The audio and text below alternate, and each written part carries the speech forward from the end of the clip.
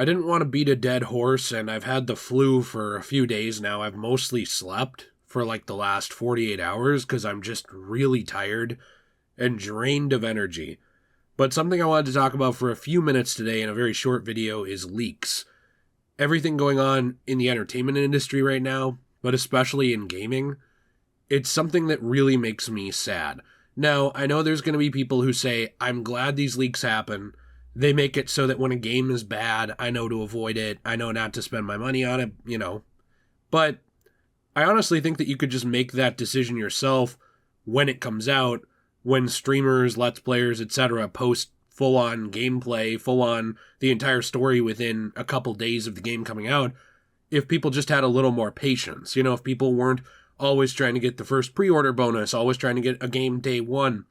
I think people buying games as a fad, like I need this the second it launches, outside of maybe, genuine content creators, like I could see someone whose whole thing is I stream every new game on Twitch. Okay, I get why that person buys every game right away. But I think a lot of people buy these games so quickly, and then they're pissed off about the game and they feel misled, betrayed, and just kind of shit on. And a lot of these leaks, there's a subset of people who think, well, it's a good thing it happens because I can avoid that. I truly think that there are other ways to avoid that kind of issue, that kind of uninformed purchase, which I have made myself many times. I was one of the people who bought Star Wars Battlefront 2, the EA game, day one, and I was very shocked at all the loot boxes, all the microtransaction crap, how bad the game was at first, and it became better over time, but I didn't really educate myself on my purchase at all, and I was unhappy with what I got. Now, yes, if all that stuff leaked significantly ahead of time and I paid attention, could I avoid that? Sure, absolutely. But also, I could have just waited 24 hours and seen other people's experience with the game. I was jumping the gun, I wanted it so bad, and then I was upset with my purchase, like a purchase at a checkout line. You know why they put everything at the checkout line, like gum, candy bars, stuff like that? It's because it's for impulse buyers. It's so that you will buy it thinking, oh, I really want that right now. I really need that right this second. But what sucks about all these leaks is that they're genuinely ruining people's lives. It's not just a situation of something like Suicide Squad Kill the Justice League, where there was a leak and it was around the story and there was a bunch of cutscene information, there was certain snippets of audio. Again, I maintain, like my previous video, a lot of that could be out of context. We don't actually know, because there's a lot of stuff in that Arkham series that if we saw out of context would have looked really stupid, but in context it makes sense. But when it comes to some of these other leaks, like Insomniac, people's personal information is out there now. Their addresses, their credit cards, they're having to switch a lot of things with their personal identity to no longer be at risk of identity theft. This kind of stuff, it's not really just leaks. It's not really just, oh, some guy didn't like the company, so they leaked the information around a cutscene that made a game look bad. There's genuinely a lot of this stuff going on from hacking groups and all kinds of other stuff that just ruins people's lives completely. And it also really causes a divide between players and the creators of games. Now, some people are going to say this is, that you shouldn't think this way. But let me propose a scenario for you. Let's say that a certain type of person, I'm not talking race or gender or anything like that, but I'm talking like maybe a nerdy person or a person on your football team or whatever. Like you start having bad experiences with that type of person, right? Maybe you start getting picked on a little bit by a few guys on the team. Or maybe you start, the other girls at school start calling you names behind your back and stuff. All of a sudden, you're a little more wary of people. You're a little bit more like reserved. You're a little bit more, okay, what do people want from me when they come up to me? Is there an ulterior motive here? Does this person just want to hurt me? And the problem that I have, I sound like I'm almost crying, but I'm really just dying of this flu. The problem that I have with all this stuff is that this is something I'm actually seeing out of video game developers. And I know, people will say, well, they shouldn't think of all fans that way, but you know what? When you have things like Spider-Man 1 with the Raimi suit, I don't think all fans are responsible for this. The people who are were small-brained idiots, playground bullies. But when you had things like sexual assault threats, murder threats and stuff being sent to developers over the non-inclusion of this suit, that's going to cause some developers to retreat a little bit, to not want to actually talk to people, to not actually want to have a gamer's interests in mind because they're going to think gamers are dicks. That's something I've seen a lot. I even saw that with a huge corporation that one of my best friends worked at, video game corporation, doing quality assurance testing, where there were these divides and almost, probably shouldn't say clans, there were almost these factions in the game development studio, where you had the publisher, and then you had these studios under the publisher, and then you had the quality assurance people under each studio. And you couldn't directly talk to developers or anything like that if you were quality assurance, because they would get mad at you and think you were just hating on their game. They were very, very defensive because they got a lot of that stuff. They got a lot of people just shitting on them just because. Remember Call of Duty when I think it was the G11s? I believe that was the machine pistol with Black Ops 2. It might have been something else. They got rebalanced and people were sending threats to developers' families about like finding their wives and doing things to them or like ending their families. These kinds of things, these leaks, when it starts getting into personal information, easier ways to get a hold of the address of these people. There's people who are going to have to move now. That's not an easy process. They're going to have to actually either be wary and know, okay, well, my information is out there. People can find where I live. People can figure out my address. People have my credit card number. That, at the very least, is going to have to be changed. But some people are going to have to move. Some people are going to have to change their phone numbers. This kind of stuff just adds another layer of divide between the audiences enjoying these things, who I do think should have some level of input, because they are the ones paying money for it. You know, you should be able to have opinions. You should be able to criticize or praise or do whatever you want. But it's become really unfair. It's hurting everyone. It's hurting these people's lives. It's not just games anymore. It's genuinely like putting people in danger.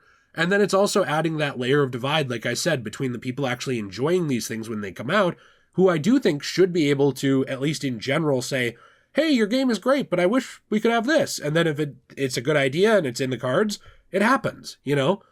It's putting a divide there where that's no longer the case, where basically it's kind of like the divide that happened between games journalists and gamers, where gamers in general, a lot of them, don't really like video game journalists anymore because they felt that same divide. They felt like a disconnect, like a, hey, you don't represent me, you won't listen to me. And the games journalists, at the very least the good ones, felt like, well, I'm being lumped in with these other idiots who are doing bad stuff. I'm not doing anything wrong. But because of my profession, people just don't like me. So why should I bother? And it's unfortunate that it's gotten to this point because I really don't think this is good for anybody. It's also hitting the point where products are being unfairly judged before they come out at all. I mean, pre-alpha footage of Wolverine is being decimated online. It's being criticized. It's like, oh, it looks too much like God of War. Oh, it looks too much like Uncharted. The same thing happened when GTA 6 had some stuff leak a couple of years ago, I believe. And now people are praising the game and saying it looks amazing. The problem is there's a lot of steps in the middle that we don't see. Now, there will be an argument of maybe some of this development should be more transparent. You know, maybe sometimes people should be able to see a look behind the curtain and see, hey, where's this game at? Oh, it was announced 2 years ago? Oh, cool, here's a screenshot of what they're working on or something. Sure. But the problem is that's never going to happen now, because every time any kind of information, anytime any kind of screenshot, cutscene, pre-alpha gameplay, anything comes out online, it's decimated. It just gets torn apart. I think this is a problem on multiple fronts. I think a lot of people don't understand all the steps between the beginning of a game development cycle and the final product. I think a lot of people don't understand this in movies either. You know, I could be hanging out on the set of Deadpool 3 and take a picture that looks absolutely terrible, but then you could watch the movie and it looks amazing because of post-production, editing, maybe that scene never made it in. You know, there's a lot of stuff that happens in the middle that I think people are so quick to judge and jump on the next thing to get upset about that they're not willing to just kind of wait and see. Now, my point is not buy everything. You know, my point is not, well, buy it and see for yourself, form your own opinion. That's good if you have the money to do that. Most of us don't have the money to buy every game, buy every movie ticket or anything like that. But my point is there are other ways to see this stuff ahead of time. With Insomniac, it was unfortunately a data breach where they were trying to hold that information for ransom. So I understand some of these are more malicious than others, but my point is just that this isn't really a simple thing anymore. This isn't really just a cutscene leaked or a picture of a game leaked. It's ruining lives, it's ruining productions, it's turning people off to games, it's ruining excitement because people are seeing an unfinished product and judging it as if it is a finished product. It's pushing developers away from players and making them not want to interact with them. It's making players more cynical of developers and thinking, well, you don't know what you're doing anyway, I could do better myself. That kind of attitude.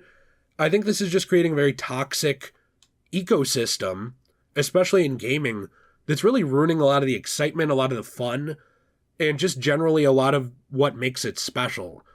It's just taking it down a notch to a point where it's not as fun anymore.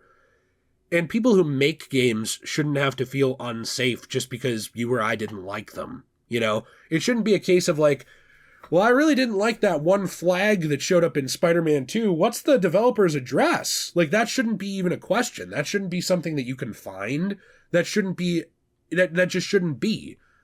There's no excuse for this, It's unfortunate, too, because a lot of people will get on a holier-than-thou high horse about it and be like, well, it's this, that, and this other thing with these developers. They're ruining gaming, but this stuff is really, really, really making it not fun anymore.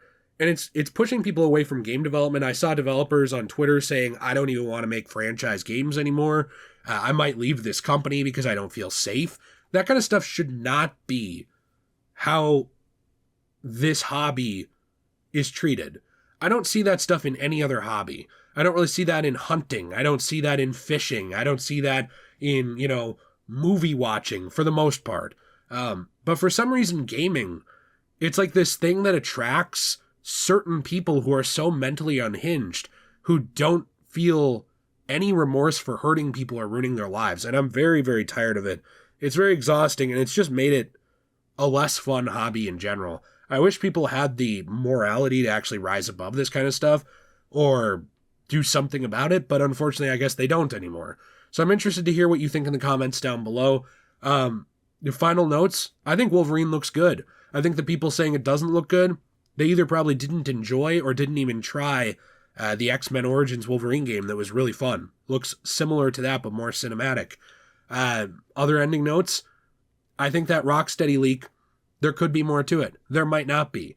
But nobody's willing to wait and see anymore. Everybody's just willing to jump down the throat of somebody, and it's gotten very toxic. So let me know what you think down there. If you enjoyed today's video, please be sure to leave a like and subscribe for more content.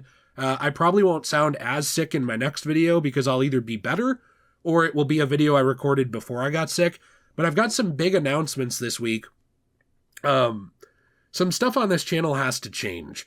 I'll get more into that in the future. This statement is just like for the people who are hardcore, watch these videos, make it to the end.